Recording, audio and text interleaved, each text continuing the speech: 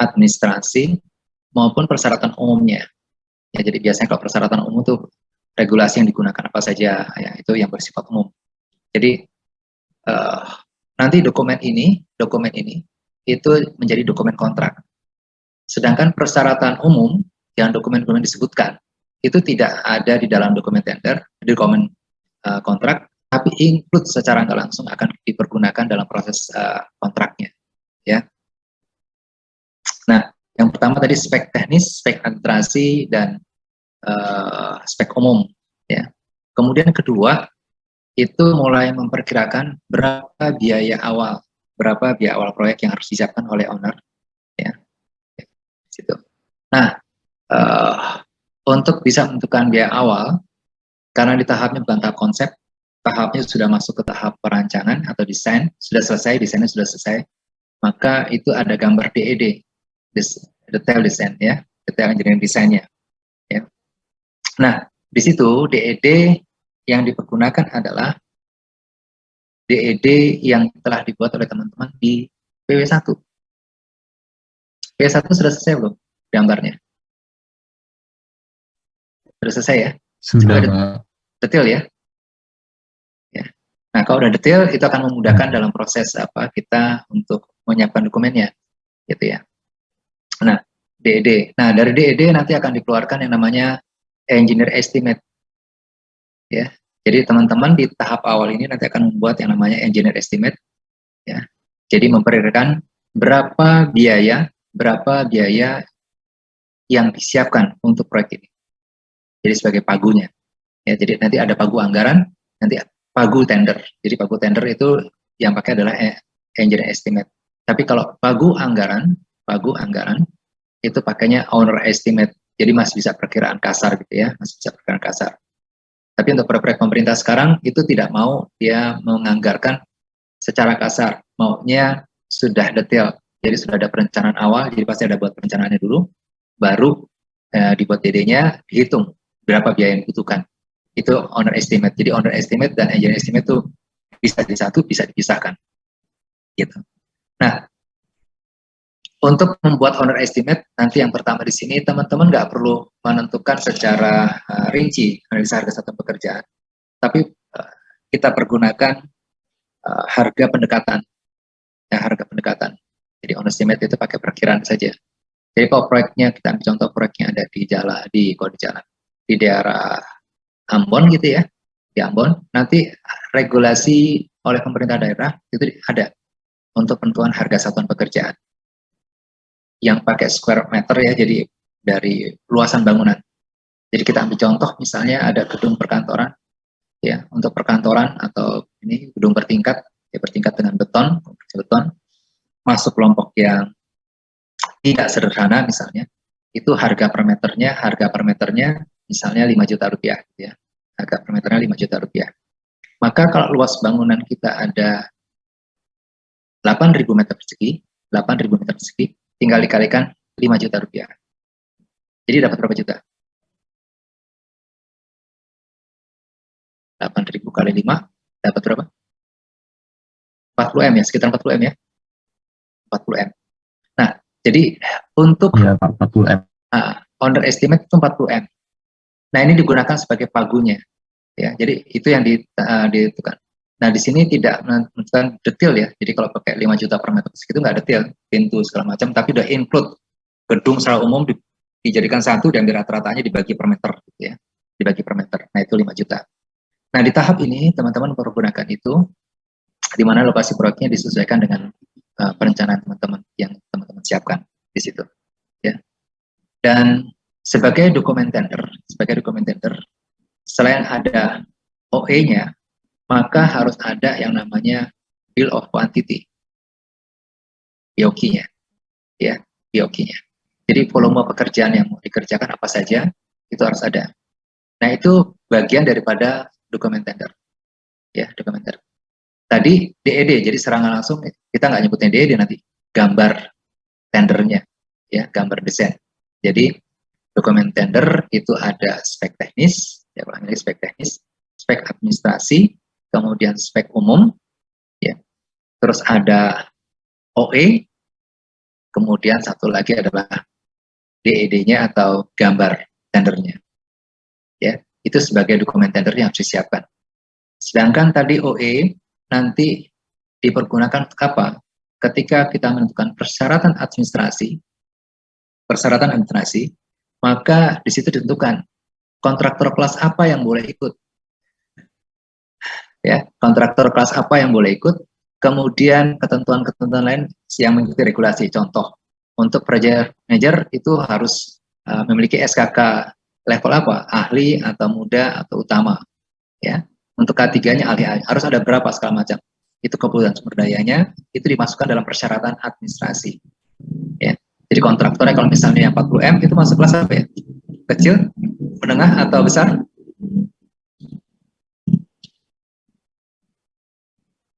Menengah ya. Ya, menengah ya. Jadi kalau menengah nanti kalau teman-teman nanti kontraktornya kecil ikut, boleh nggak? Nggak boleh, jadi harus yang menengah. Kemudian kalau misalnya kontraktor besar, ada BUMN, ya BUMN dan swasta, boleh ikut nggak? Kalau 40M. Ya, jadi nanti teman-teman di situ diatur dalam administrasi. Jadi kalau yang kelas menengah ya kontraktor yang menengah saja yang boleh ikut. Jadi dalam proses tender itu pertarungannya atau kompetisinya itu pada kelas yang sama, bukan pada kelas yang berbeda. Ya. Nah ini dimasukkan dalam persyaratan administrasi.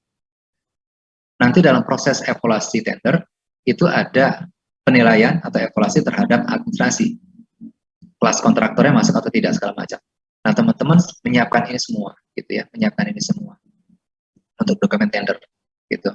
Jadi perkiraan kasar harga itu untuk menentukan kelas kontraktor dan persyaratan berikutnya.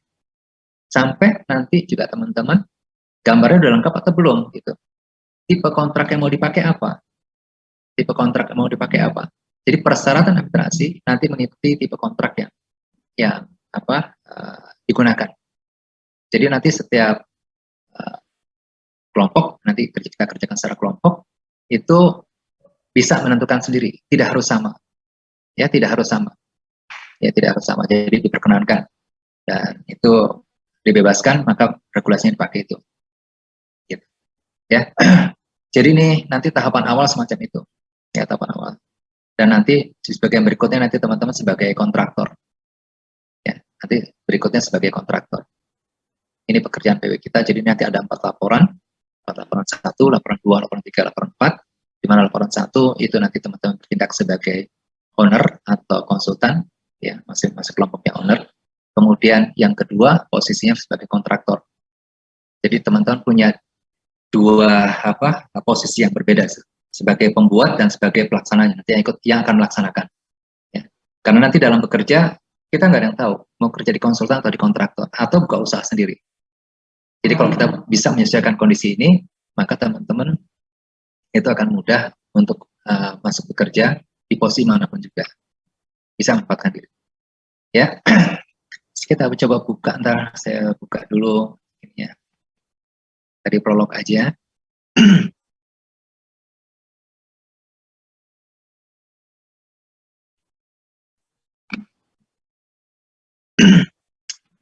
Baik, oke. Udah kelihatan teman-teman? Sudah Pak. Ya. Sudah Jadi, Pak. Ya, makasih banyak ya. Jadi ini saya ambil dari kompetensi yang harus dimiliki oleh seorang quantity surveyor.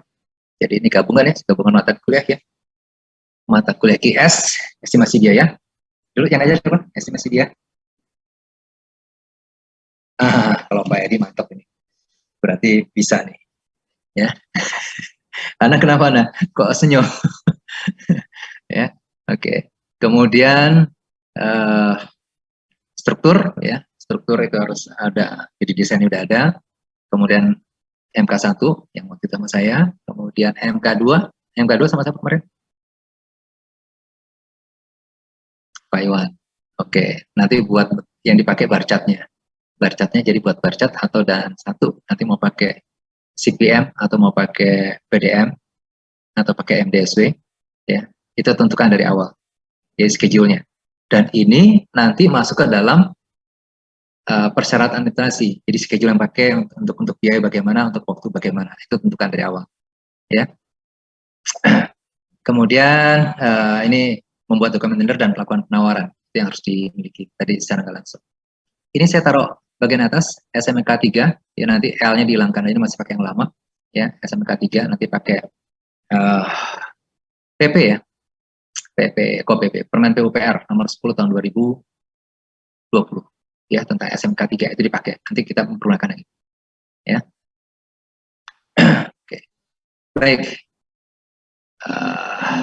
ini sudah diganti, nanti teman-teman jangan pakai yang ini, pakai Perpres nomor 12 tahun 2021 2020, coba ya lihat ya, nomor 12 tahun 2020 untuk pengadaan barang jasa, jadi ini udah dicabut 12 21 ya, nanti dipakai ya.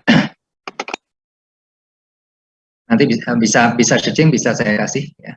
Tapi kalau untuk yang ini LKPP, jadi nanti teman-teman harus baca ini ya, proses untuk pengadaan barang dan jasa, ikutin ini prosesnya, syaratnya. Untuk detail pelaksanaannya ya, kita pakai bukan peraturan lembaga LKPP ya, kepala LKPP. Ini kan masih nomor 9 tahun 2018.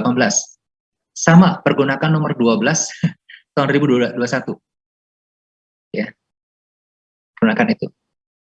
Ini cukup lengkap dan banyak isinya, cukup lengkap dan banyak. Itu sekitar berapa? 1.500-an atau 5.000 lembar halaman. Ya, kalau ini masih di bawah 100 halaman, jadi bisa dipakai. Jadi kita pakai ini prosesnya, tapi tahapannya sama, tapi detail pelaksanaannya untuk tipe kontraknya segala macam harus mengikuti regulasi yang terbarukan. Jadi ini sudah nggak berlaku lagi, jadi kita pergunakan yang terbaru, ya. Jadi kita buat perencanaan pengadaan, ya identifikasi ini kita pakai tadi regulasinya sudah ditentukan di sini. Kemudian persiapan pengadaan, ya persiapan pemilihan. Nah, teman-teman di tahap awal ini melakukan di sini. Ini di sini. Tahap perencanaan pengadaan, kemudian persiapan pengadaan, dan persiapan pemilihan. Ini proses tendernya. Ya, ini proses tender sampai menyiapkan dokumen tender. Ini POKJA. Jadi nanti teman-teman baca ulang. Ya, nanti ini pertemuan pertama. Tolong dibaca regulasi ini. POKJA itu apa, tugasnya apa saja, apa yang harus dilakukan. Dan pihak-pihak yang terlibat siapa saja. Dengan memahami ini, nanti teman-teman akan memudahkan dalam mengerjakan ini dengan baik. Ya, gitu. Oke. Kemudian ini tahap yang pertama, tahap yang kedua itu tahap proses pelaksanaan pemilihan. Ya, proses pelaksanaan pemilihan. Dan di sini yang kita pergunakan ini, kalau pelaksanaan kontrak dan serah terima kita tidak kerjakan, bisa kita simulasi sampai sini. Ini proses pelaksanaan pemilihan. Berarti nanti dalam proses pemasukan dokumen penawaran sampai penentuan pemenang, ini kita masuk sini. Tahapan-tahapan yang dilakukan, kita mengacu ke Parlemen LKPP nomor 12 tahun 2021, ya, atau Peraturan Presiden nomor 12 tahun 2021. Ini enak menghafalnya, jadi mengingatnya gampang. Sama-sama nomor 12. Ya, sama-sama nomor 12, jadi gampang bukannya LKPP. Ya. Ya, itu. Oke, ini nanti dicek aja. Ini saya belum saya edit pakai masih yang lama. Nah, ini tahap-tahapan ininya yang ada. Ini tahap visualis tadi kita tidak lakukan, ya. Tahap desain, ini value engineering. MK3 udah ya? Ya, ada value engineering, kan pernah disebutkan value engineering. Oke, jadi nanti secara nggak langsung kita menyiapkan itu. Terus mempersiapkan bill of quantity, jelas sudah ada. Spek teknis, ini bagian ini. Ya, menyiapkan cost budget atau owner estimate. Ini yang dilakukan pada tahap pertama. Kemudian, menyiapkan dokumen prakualifikasi. Nanti teman-teman boleh pakai prakualifikasi atau pasca kualifikasi. Pra dan pasca. Ya. Jadi kalau pra, itu ada dua proses pengadaan. Jadi kita bicara masih untuk pengadaan. Prakualifikasi. Jadi nanti evaluasi yang pertama adalah evaluasi terhadap kelengkapan administrasi, persyaratan administrasi. Kontraktor yang mau ikut tender, persyaratannya masuk apa enggak? Ini jadi kalau misalnya nanti penawar pasti banyak, itu biasanya pakai yang proses prakualifikasi, sehingga ketika menentukan pemenangnya akan lebih mudah. Jadi diseleksi di daerah administrasi dulu, ya. prakualifikasi. Jadi ada proses evaluasi administrasi.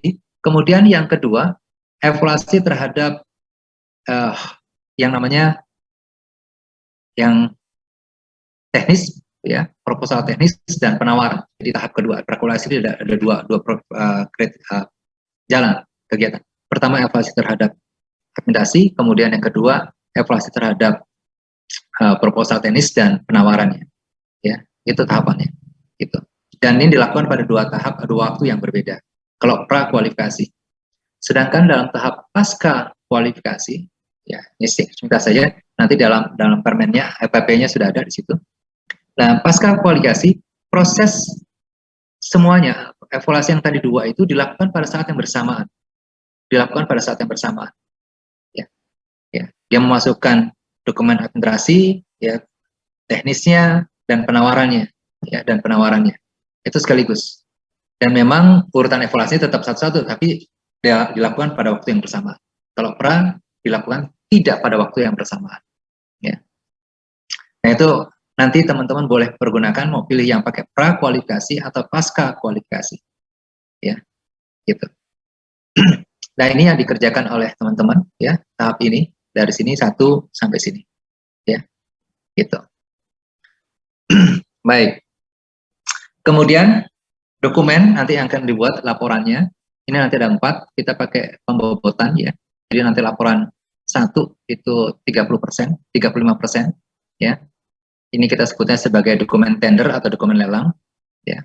Laporan 2 itu metode konstruksi, ya. Ya. Laporan 3 profil perusahaan. Untuk laporan 2 dan 3 ini boleh bolak-balik, ya, boleh bolak-balik. Ya, kayak profil perusahaan ini bisa cepat dikerjakan. Metode konstruksi ini nanti berkaitan teman-teman mengacu ke Permen PR nomor 10 tahun 2020 SMKK, ya, untuk SMKK mengacu ke sana. Di dalamnya ada program mutu, dan ada program keselamatan, rencana keselamatan konstruksi. Dua-duanya harus disiapkan. Karena untuk proyek-proyek yang besar, ya sekarang itu dinilai program mutunya. Kalau yang sebelumnya boleh masuk, ya, tapi sekarang diwajibkan itu sebagai dasar untuk penilaian. Di samping harga penawaran, jadi nanti ada bobot bobot penilaiannya, ya, untuk metode konstruksinya bagaimana, untuk yang ketiganya bagaimana, penawarannya bagaimana, kemudian administrasinya, ya, itu ada poin-poinnya dikombinasi untuk penilaian kontraktor. Jadi nanti penentuan rankingnya semacam itu, ya. Kemudian laporan yang keempat itu dokumen penawaran, ya, dokumen penawaran. Jadi sebetulnya ini masuk ke dalam dokumen penawaran, ya. Yang laporan 3 ini spek administrasi, ya, profil perusahaan, ya, dari pendirian perusahaan sampai sumber daya manusia, alat segala macam masuk di sini, ya.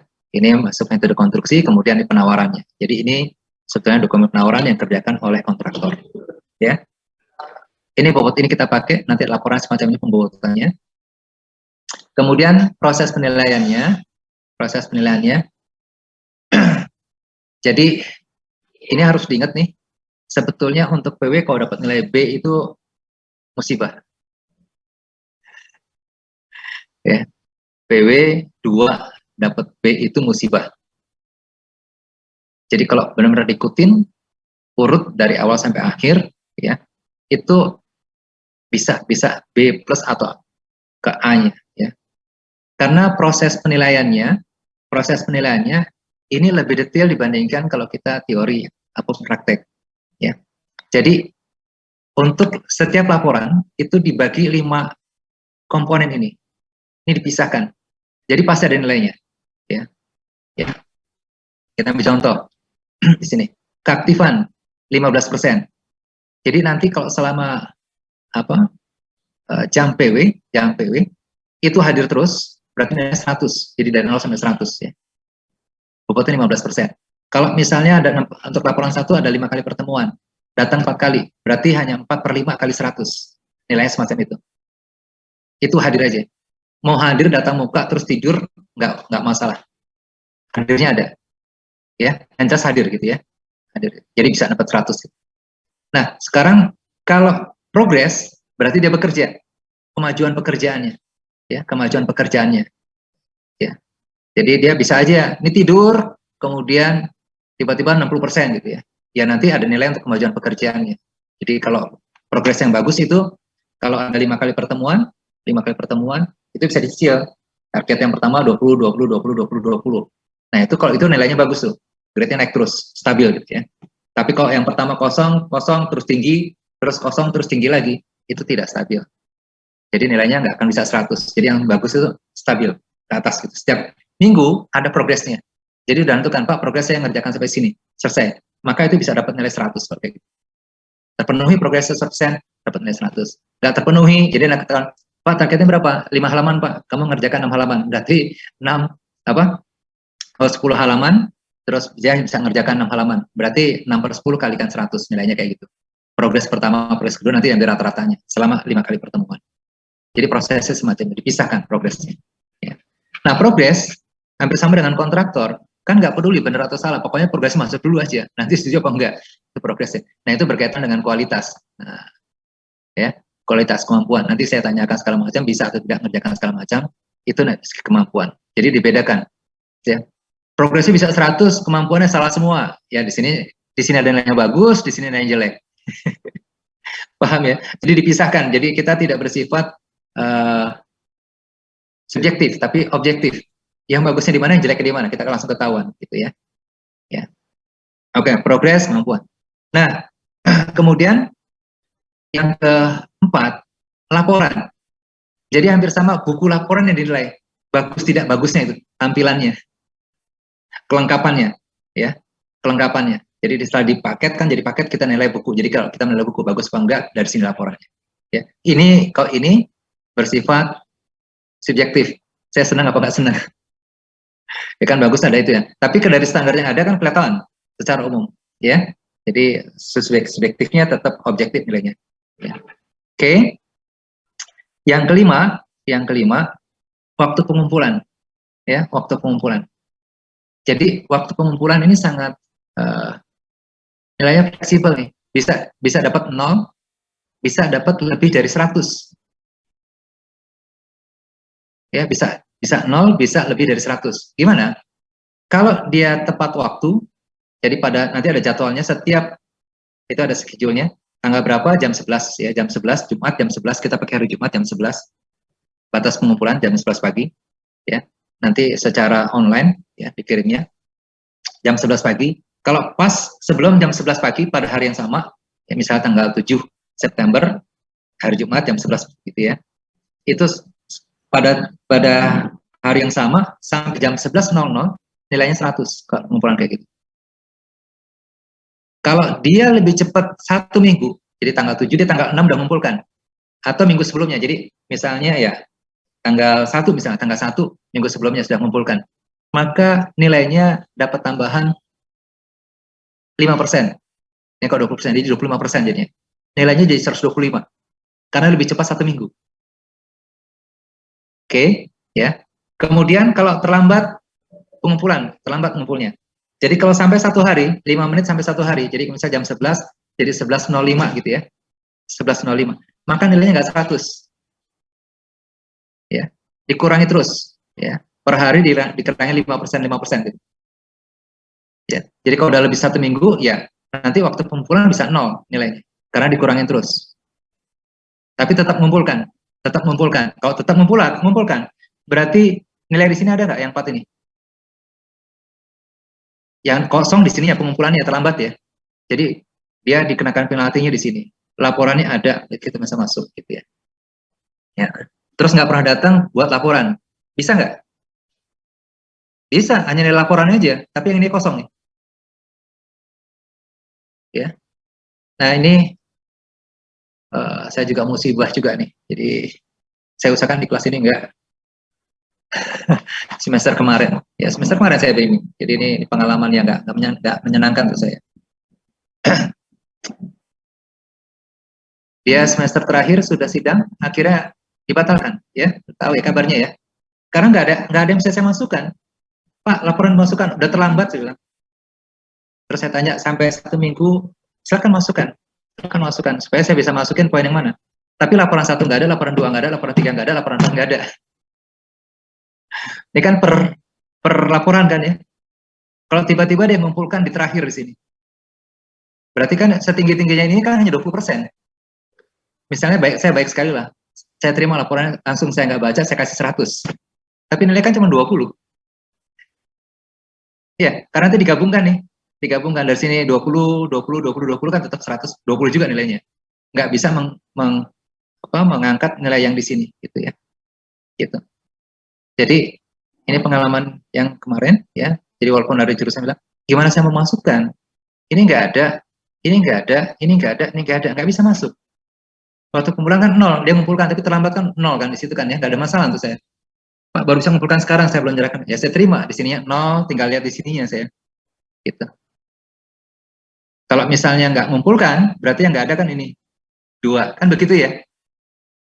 Ya, jadi sudah teridentifikasi dari awal. Ya, jadi ini proses penilaiannya, komponen penilaian, bobotnya semacam ini, ya nanti bisa dilihat progresnya semacam itu. Sampai sini ada pertanyaan? Belum? Belum, Pak. Belum, Pak. Oke, kita lanjut. Ya. Ini ada schedule-nya nih. Ini praktek kita nih. Ya. Jadi kita ada berapa sampai sini? 16 minggu ya? Ya, 16 minggu ya. Berarti pertemuan kita UTS-nya tuh nggak kita masukkan ya. Tetap praktek apa? Teman-teman bisa ngasih progres ya. Bisa ngasih progres jadi kita masukkan ya. Jadi karena kita per minggu hitungannya, bukan pada jam kuliah. Berarti kalau bukan jam kuliah, teman-teman boleh nanya nggak di waktu tertentu? Boleh nanya. Ya, boleh nanya. Hanya pertemuan atau asistensi yang dijadwalkan, yang saya masukkan absennya, itu pada sekarang hari Kamis, ya hari Kamis, gitu. Andai kata nggak bisa hari ini, terus pada hari tertentu janjian ketemu, maka kita ganti waktu yang kemarin. Ya, jadi kita hitung minggunya. Jadi pertemuannya kita ada 6 jam, nggak harus 6 jam full gitu, tapi bisa dicicil, boleh-boleh saja, nanti kita bisa pergunakan. Nah, UTS kita tetap masukkan kegiatan kita, walaupun teman-teman fokus nanti ke menyelesaikan UTS-nya. Ya, jadi bisa dipakai untuk asistensi, tidak apa-apa. Gitu. Oke. Nah, ini karena schedule-nya semacam ini, kita coba bagi, ya, kita bagi. Pak Hari udah masuk belum? Siap, sudah. Alhamdulillah. Ya, belum kelihatan wajahnya Pak Hari. Sudah. Saya kenal kelas ini, pernah ketemu ya? Oh, pernah Pak, pas pengabdian masyarakat Pak. Oh, ngajar juga ya? Iya, Andika kan? Pak Hari pernah ngajar juga kan ya? Pernah, Pak. Iya, Andika ini. Jenderal MK2. Oke. Iya, Pak. Wah, mantap kalau gitu deh. MK3, Pak, sorry. Oh, MK3. Oh, alhamdulillah Pak Hari yang MK3-nya. Mantap berarti. Ya, saya panggil Jenderal Andika itu. Baik, kita buat sepakat dulu ya untuk laporan 1 ya Pak Hari ya. Siap. Ya, laporan 1. Minggu pertama ini nanti teman-teman kita bagi kelompok ya, nanti kita belum. Jadi mulai startnya kita mulai minggu kedua, tapi hari ini udah boleh bisa mulai kerja ya. Ya.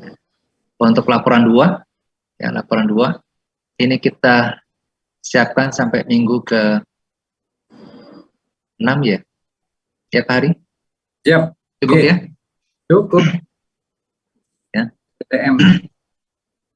Kita tambah 1 deh Pak, karena saya ragu dengan gambarnya. Karena kemarin juga akhirnya dokumennya hanya copy paste Pak. Iya. Tidak ada perubahan. Jadi kalau itu nanti nilainya makin jatuh. Jadi saya nggak inginkan nanti dokumennya copy paste gitu ya.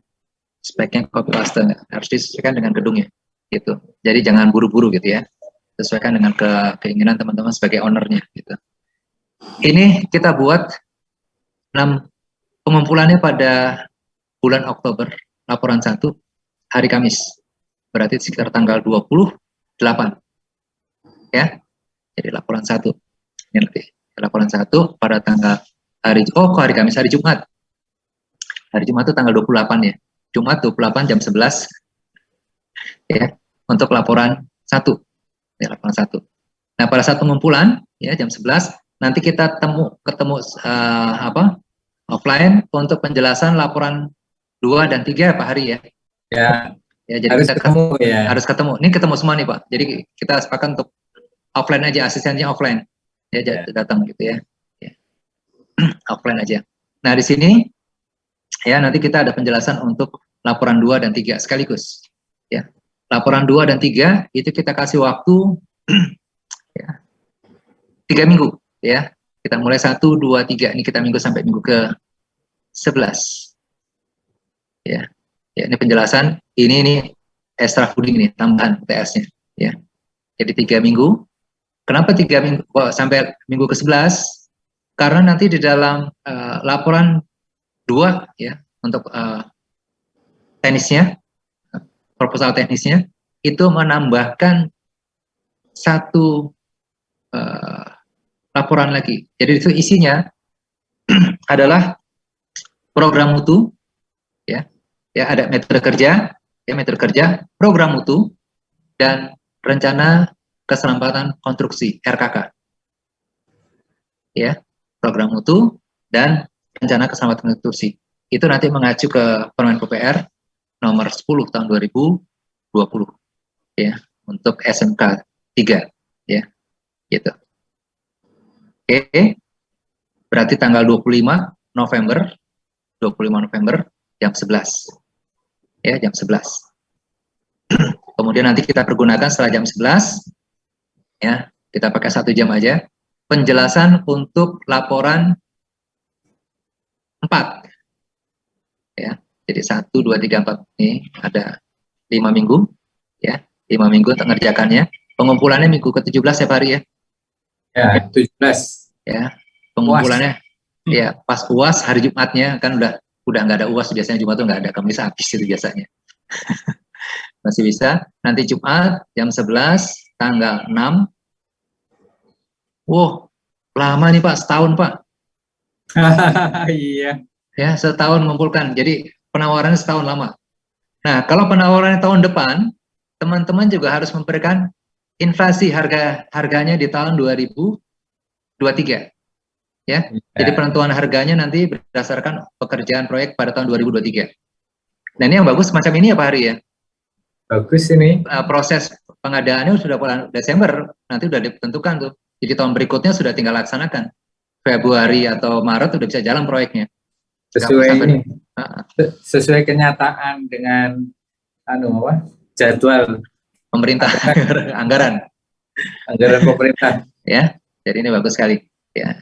Jadi nanti di 25 November nanti akan dijelaskan ya, untuk laporan 4-nya. Laporan 4 begitu. Oke. Cukup jelas ya. Ini saya ambil ini ya, saya ambilkan ini. Gitu. Oke, detailnya ada di sini tapi nanti kita ke sana. Dan untuk menentukan progres, nantinya isinya apa saja, teman-teman buat schedule. Laporan 1 isi apa saja mau dikerjakan. Kita ambil contoh. Untuk gambar itu selesainya kapan. Kemudian pada minggu keberapa. Jadi dasar kita untuk menilai progresnya dari teman-teman. Teman-teman tentukan sendiri penyelesaian dari setiap laporan. Laporan 1 minggu pertamanya apa, minggu keduanya apa, minggu ketiganya apa, minggu keempat mengumpulkan pada tanggal berapa. Jadi kita menilai secara objektif sesuai dengan target teman-teman sendiri. Jadi yang menentukan targetnya teman-teman. Ya, ketika asistensi, Pak ini target saya. Jadi kalau masuk itu bisa 100 gitu. Jadi teman-teman udah bisa mengisi nilainya mau nilai berapa. Gitu. Kalau terlambat juga langsung ketahuan, begitu ya. Ya. Ini kita buat real ya Pak ya, bentuknya Pak ya. Ya betul. Jadi kalau yang sebelumnya targetnya masih saya bebas-bebaskan, kalau sekarang tidak. Target teman-teman tentukan sendiri. Oh gambar mau 4 minggu, terserah, boleh-boleh saja. Betul. Ya, tapi 2 minggu harus selesai tuh. Proposal teknis, administrasi, dan perhitungan volumenya. Nah, gitu ya. Itu konsekuensi dari teman-teman sendiri, dan itu harus dipertanggungjawabkan. Ya, target itu. Ya, oke. Jadi nanti tambahan, hari ini teman-teman buat schedule untuk rincian kegiatannya. Ya, rincian kegiatannya. Gitu. Baik, ini poinnya, penilaian sudah. Pak Aryo dapat tambahan, Pak? Ya, kebanyakan ini ya, dari pengalaman saya ikut Pak Agung untuk pekerjaan PW2 ini kan sebetulnya pekerjaan yang komprehensif, apa ya, lengkap gitu. Nah, kemudian saya perhatikan karena mereka itu, ini pekerjaan semester ini PW2 sama apa ya, Andika? Ya Pak, Apa pekerjaanmu semester ini? Selain Kuliahnya, pelajaran apa aja? kalau kuliah ada topik khusus Pak, terus ada Suaranya kecil. ada topik khusus, ada statistika, ada apa lagi ya? Tapi nggak ada tugas kan ya? Ya kalau yang besar cuman PW2 sih Pak. Oh ya sudah. Jadi ini yang kelemahannya adalah yang pertama modal dari bangunannya. Bangunannya biasanya adalah bangunan yang hasil dari PW1 ya. Ya, jadi mungkin ada yang, jadi kita bisa melihat gitu, ada yang terlalu boros, ada yang ramping gitu. Jadi tidak semuanya sempurna. Nah, ini Pak Agung biasanya punya ide gitu. Apakah bangunannya hampir sama gitu, tapi terus dibedain gitu, misal Pak Agung. Kayaknya pernah ya Pak Agung? Apa? Di dibagi-bagi. Kalau di KS kan kadang-kadang kita jembatan itu dibagi dua gitu kan, satu ngerjain Jalan, satu jembatan. jembatan, atau bentangnya dibagi ini, bentangnya ada tadinya 3 bentang, akhirnya ada yang 2 bentang, ada yang ini untuk mengejar ini Pak Agung, mengejar apa ya, konsentrasi untuk menjadi bisa memberikan penawaran gitu. Jadi karena kan ini kebanyakan administrasi Pak Agung. Sama gambarnya itu kan kita juga mengintrodusir untuk menjadi digital gitu. Nah itu Ya. ada yang bisa, ada yang enggak gitu. Biasanya udah keteteran gitu. Ya, betul. Terus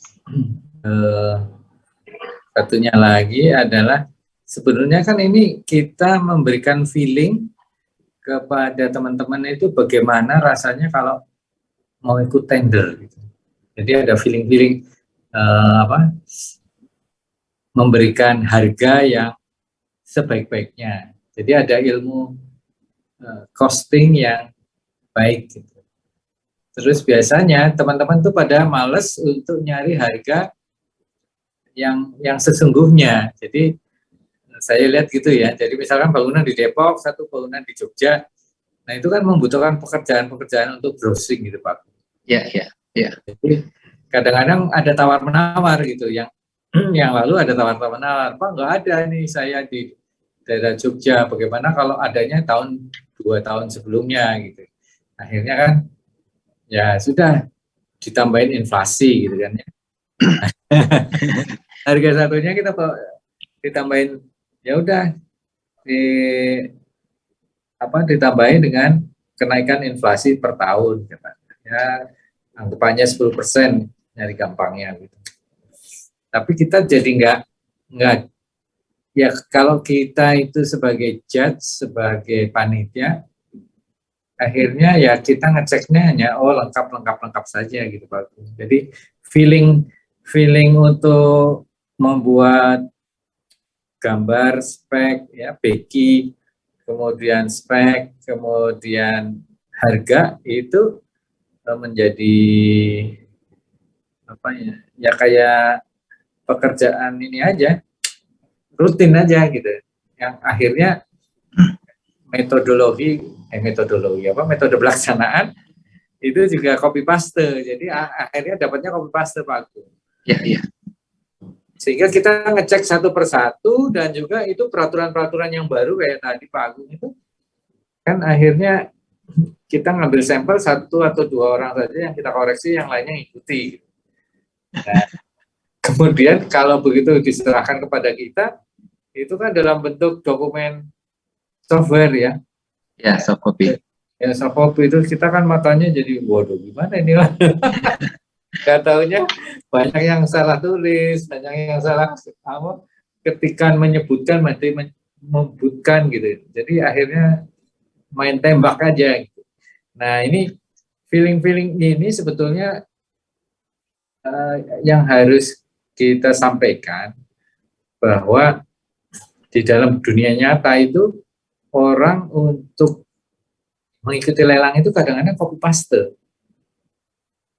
Itu kejadian beneran Pak Agung. Ini kejadian beneran copy paste, apalagi itu kalau sudah apa ya kayak abal-abal gitu ya, lelang abal-abal misalnya itu terjadi, sehingga kontraknya pun copy paste Pak Agung. Ya, ya. Nah, ini Ya. saya hanya menyampaikan ini sebuah realitas dan saya juga mengalami hal tersebut. Copy paste itu yang membuat jadi keliru. Jadi apalagi kalau proyek penelitian ya, proyek penelitian itu tidak bisa. Gitu. Yang satunya model itemized, gitu istilahnya apa itu? Ya. Pakai bill of quantity, yang quantity take off itu bahasa Quantity take off, ya betul. harga satuan lah, pakai itu jadi apalagi BPK. BPK kan institusi yang di luar. Begitu kita ada pekerjaan itu baginya itu tidak pakai quantity take off, itu biasanya makanan empuk gitu. Dan Betul. itu apa namanya? Namanya itu biasanya kalau build design and build. Itu juga begitu kita rinci pakai harga satuan, volume dan harga satuan, wah itu kelapakan semua Pak Agung. Ternyata pembandingnya ada yang lebih murah. Ya, betul. Nah, ini yang jelas nanti kita coba tambahkan, Pak.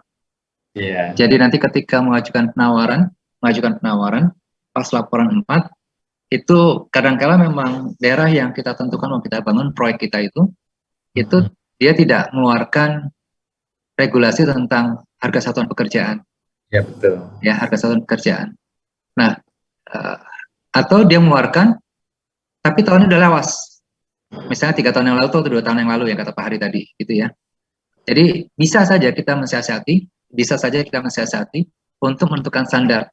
Nah, secara umum itu biasanya standar itu digunakan oleh owner, Pak. Ya. Ya, standar itu digunakan oleh owner dan owner harus menunjukkan buktinya bahwa kita harganya sesuai dengan standar yang ada. Kalau tidak ada buktinya, maka harga yang diajukan itu dianggap tidak sah. Itu jadi pelanggaran interasi. Ya, pelanggaran interasi. Ya, lumayan sih kalau salahnya cukup banyak, interasi cukup banyak, ya dapat bonus itu. Ya, nginap di hotel biasanya. Ya, Pak Hari ya? Iya, cuman ini lagi Pak Agung. Ya, Pak. Auditor yang dari BPK ini kan orang-orang akuntan. Ya. Mereka juga anak-anak muda yang kadang-kadang bukan pegawai negeri. Istilahnya itu mereka itu outsourcing dari kantor akuntan. Sehingga mereka itu membandingkan adalah dengan harga satuan di tempat lain. Gitu. Walaupun itu menjadi sangat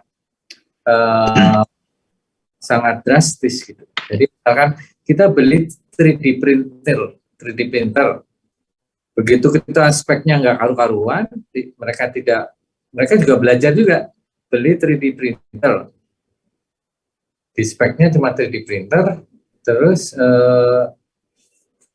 sedikit gitu, keterangannya sedikit. Akhirnya mereka membandingkan dengan 3D printer yang sangat murah sekali, 50 juta, padahal 3D printernya harganya 4 miliar. Nah, bedanya di mana? 3D printer itu yang kita beli 4 miliar itu adalah memakai material yang kayak logam. Sementara satunya lagi plastik. Ya. Jadi kalau logam itu bisa bikin mesin gitu ya, jadi langsung bikin. Nah itu ini diskusi aja nih. Ya. Adik saya kemarin berapa kali sama Pak Agung itu juga kayaknya ini PW2-nya ilmunya hanya ilmu tradisi aja gitu. Jadi apa? Eh, dagingnya itu adalah apakah perlu simulasi ya? Karena kan sekarang udah PTM. Ya. Jadi nanti di bagian terakhir nanti kita teman-teman biar presentasi Pak, sesuai progres Pak. Ya. Jadi kalau dibuat schedule-nya 20% kita minta dia untuk presentasikan progresnya, baru kita nilai Pak. Ya. Kemudian yang kedua kayak tadi masalah harga, itu nanti pas estimasi biaya, itu kadang-kadang auditor kan tidak paham tentang penyelesaian harga ya Pak ya. Ya, penyelesaian harga. Jadi kita dalam menentukan harga hampir sama kalau kita beli barang sama-sama, tapi lokasinya berbeda, online aja, kita beli online. Pasti ada penyelesaian harga kan Pak? Jarak itu. Nanti yang membedakan adalah harga jaraknya Pak. Jadi harga kirim yang dihitung, bukan harga utamanya.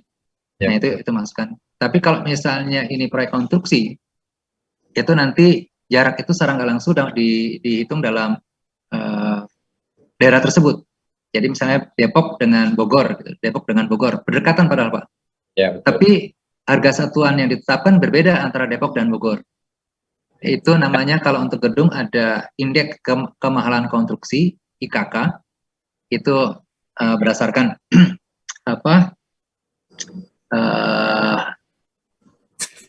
Badan Statistik ya, nasional ya.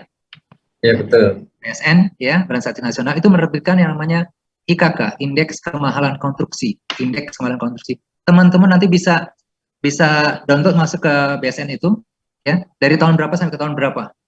Ya. Dan kita, misalnya kalau Jakarta indeksnya itu 1,5 misalnya, kemudian Depok 1,2. Kita menentukan harga Depok yang dapat harganya yang dikeluarkan dari Jakarta. Misalnya harganya 1,5 juta. Untuk Depok berapa? Maka koefisien IKK itu yang kita pakai. IKK Depok 1,2, IKK Jakarta 1,5. Maka 1,2 dibagi 1,5 dikalikan dengan harga Jakarta. Maka kita dapatkan harga Depok. Kita bisa pergunakan indeks kemahalan konstruksi. Nah, IKK itu ditentukan dari harga pasar. Jadi dia statistik harga pasar. Jadi yang aku selalu melakukan survei, ambil sampling harga-harga untuk material yang ada di daerah tertentu gitu ya. Terutama untuk konstruksi apa yang sangat berpengaruh untuk menentukan harga materialnya, kemahalan konstruksi. Kita ambil contoh, semen mahal, baja mahal gitu ya. Nah itu disurvei, dari situ nanti dia keluar indeksnya, ya keluar indeksnya. Itu yang dipakai pertama IKK, ya. Kalau lokasinya berbeda. Kemudian bisa juga bukan hanya lokasi, tahunnya berbeda. Ya tahunnya berbeda. Maka kita misalnya kita mau pakai 2023, tapi datanya yang ada adalah tahun 2020, selisih 3 tahun. Ya, maka kita ada penyesuaian yang Pak Hari tadi Pak. Inflasinya masukin, ya inflasinya selama 3 tahun itu berapa kita masukkan perubahannya itu, ya. Kemudian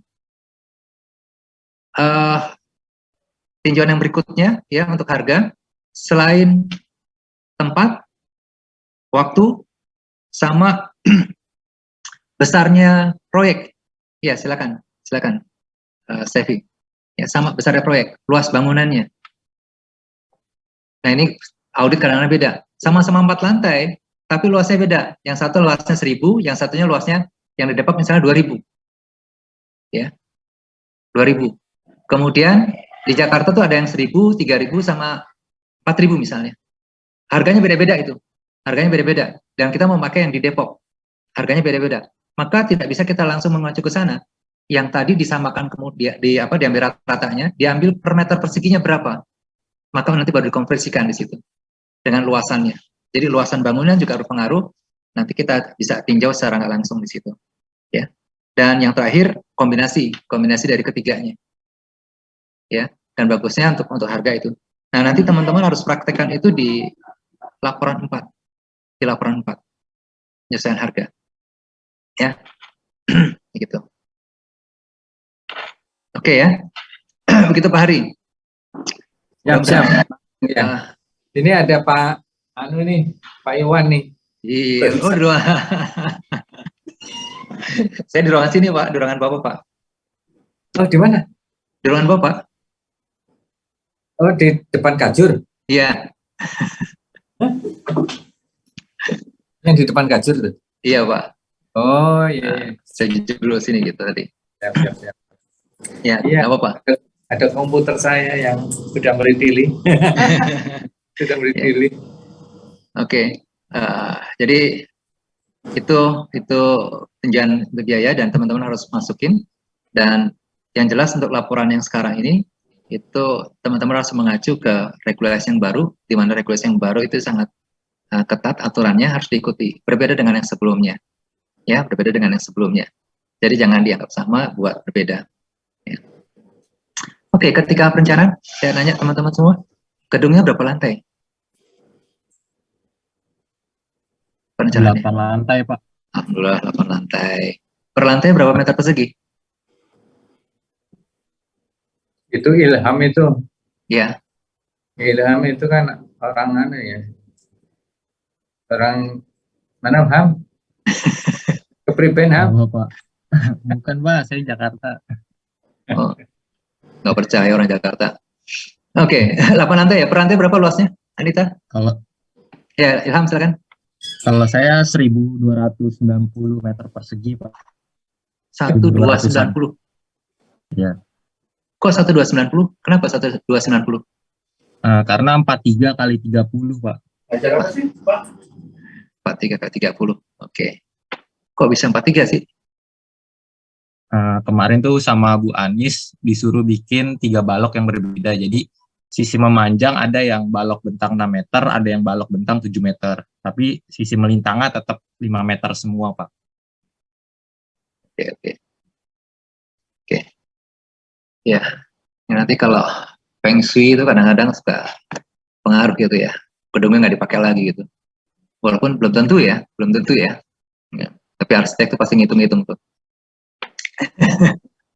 Oke, ya. Kalau tadi 1000, kita anggap 1.200 ya. Kali 8, berarti luasnya berapa meter persegi?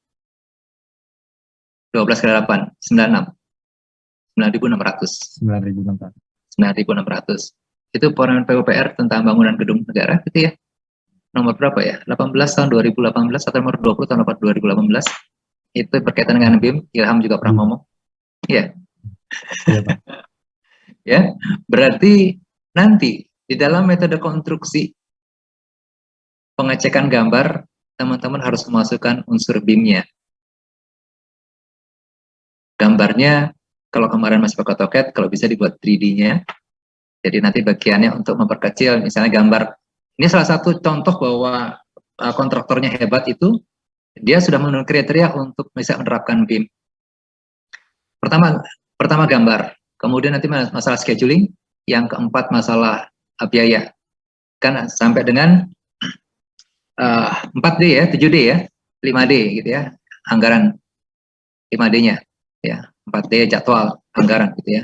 Nah, itu harus bisa ditampilkan, ini yang beda nih. Dan teman-teman engineer ya, teman-teman engineer bukan D3, jadi agak beda dengan D3-nya Pak hari ini. Berarti untuk yang masalah ME-nya, arsitekturnya, yang kemarin belum lengkap,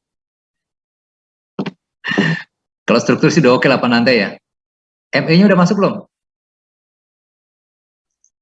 Air bersih udah, Pak. Air bersih, air kotor? Belum, Pak. Dikotor-kotorin aja ya. Nah ini harus nambahkan. Kemudian pakai AC nggak? Pakai, Pak. AC belum kan ya? AC sentral. AC sentral. Ya sentral kan tuh harus pakai ductingnya kan ya? Iya, pakai ductingnya. Nah ini tambahan, makanya tadi saya bilang, oh ya saya tambahin 1 minggu nih. Ya 1 minggu, karena mau nggak mau nih merevisi gambar atau nambah gambarnya lebih kompleks gitu ya. Kompleks gitu. Nah nanti gambarnya kemarin pakai AutoCAD atau manual? Kelas kita semuanya udah pakai Revit semua, Pak. Revit AutoCAD sih campur. Oke. AutoCAD Revit. Kalau gitu Revitnya aja langsung. Iya, Pak. Anda udah pusing Anda pakai Revitnya Anda. Jadi kalau wajahnya nanti ditransfer ke Revit semua, ya, Revit semua, sehingga nanti bisa class untuk ME-nya, untuk struktur maupun arsitekturnya bisa terdeteksi dengan baik. Ya. Dan itu dimasukkan nanti di gambar, itu progresnya aja. Yang pertama yang sekarang ini, ya, yang sekarang ini laporan 1, gambarnya jadi dulu lengkap, dilengkapi yang kurang-kurang. Ya, gambarnya jadi lengkapin semua. Tadi yang ME, ya ME, terus apa lagi? Plumbing udah masuk gitu ya, plumbingnya. Kemudian untuk saniternya udah masuk belum? Udah, Pak. Udah ya, udah. Fungsi ruangannya untuk apa aja udah tahu? Sudah, Pak. Yakin? Kan kalau kemarin gambar kok samain semua plus gitu, ternyata fungsi ruangannya beda-beda tuh, lantai 1 untuk apa, lantai 2 untuk apa. Ya, gitu. Jadi ini yang beda nih Pak Hari, enak nih Pak Hari. Jadi nggak bisa sama dengan yang sebelumnya Pak. Ada ductingnya Pak. Ya, Ada AC-nya kan udah mereka 8 lantai. Gedung pemerintah kan 4-5 lantai ya Pak ya. Pakai lift nggak? Ini kita tanya nih. Yang mau ulang tahun dulu, saya belum nanya si Hayu, tanya ini dulu siapa? Bulan depan Pak. Yang mau ulang tahun. Ada ini Pak, ada senyum-senyum Pak. Pakai lift nggak gedungmu? Saya nggak nyebutin namanya Pak. Pakai Pak. Tuh Pak, yang jawab itu tadi Pak, yang ulang tahun bulan depan Pak. Pakai lift? Iya Pak. Pakai lift, oke. Octavia ya. Berarti ada core wall-nya. Ini kok banyak yang punya ini bangunan pecel lele. Ini apa, juragannya Rifat Pak. Oh ya. Rifat udah ngelamar Tevi, dibukain 1 pecel lelenya Pak. Ya, Anita sebetulnya hanya supplier aja Pak. Berarti serius ya pecel lele ya? Ya nggak apa-apa, lanjutin aja. Lanjutin. Ya, nanti tolong tambahkan kalau ada core wall. Saya nggak bicara untuk masalah perhitungan strukturnya, tapi gambar struktur core wall-nya harus ada. Terus nanti harus nyari gedung yang ada untuk liftnya, ya untuk ada liftnya, core wall-nya taruh di mana, ya, liftnya taruh di mana, kemudian pondasinya kayak apa.